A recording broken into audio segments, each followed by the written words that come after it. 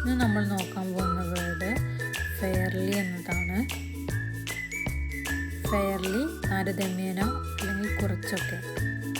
ഇതിൻ്റെ examples: the exam was fairly easy. പരീക്ഷ താരതമ്യേന എളുപ്പമായിരുന്നു.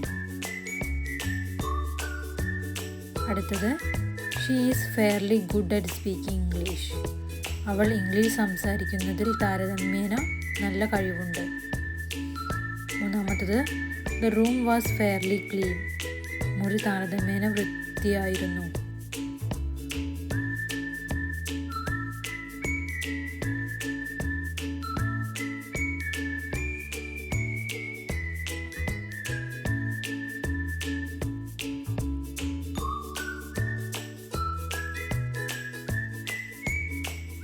Thanks for watching.